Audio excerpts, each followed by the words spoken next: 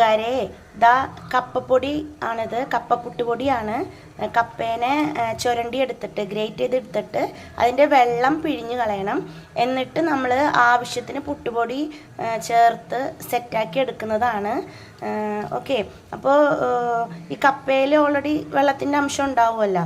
ഇനി പോരെങ്കിൽ ഇച്ചിരി വെള്ളം ചേർത്ത് കൊടുത്താലും മതി കേട്ടോ. നമ്മൾ പിടിക്കുമ്പോൾ ഇങ്ങനെ കിട്ടണം. അന്നൊന്ന് ഞെക്കൊടുക്കുമ്പോൾ ഇങ്ങനെ പൊടിയുകയും ചെയ്യണം. അതാണ് കേട്ടോ പാകം. ഞാൻ തലേ ദിവസം സെറ്റ് ചെയ്ത് വെച്ചിട്ടുള്ളതാണ്. നല്ല ടേസ്റ്റാണ്. അപ്പോൾ ഇന്ന് അവധി ദിവസമായതുകൊണ്ട് കപ്പപ്പുട്ടും ബീഫ് കറിയും കഴിക്കാമെന്ന് വിചാരിച്ചു. എൻ്റെ ഫേവറേറ്റ് ആണ്. ഒന്നും വേണ്ട, നല്ല ചൂടൻ കട്ടൻ ചായയുടെ കൂടെ പാലിച്ചായയുടെ കൂടെ ഈ പുട്ട് മാത്രം മതി, കറി ഒന്നും വേണ്ട കഴിക്കാൻ. ഞാനുണ്ടാക്കിയ സ്റ്റീമോയിഡ് പുട്ടുപൊടി വെച്ചിട്ടാണ് കപ്പയിൽ ചേർത്തിട്ടുള്ളത്. അപ്പോൾ ഞാൻ രണ്ടും തുല്യമായിട്ട് 1/2 കിലോ കപ്പയും 1/2 കിലോ പുട്ടുപൊടിയും എനിക്ക് ബാലൻസ് ചെയ്ത് കിട്ടി.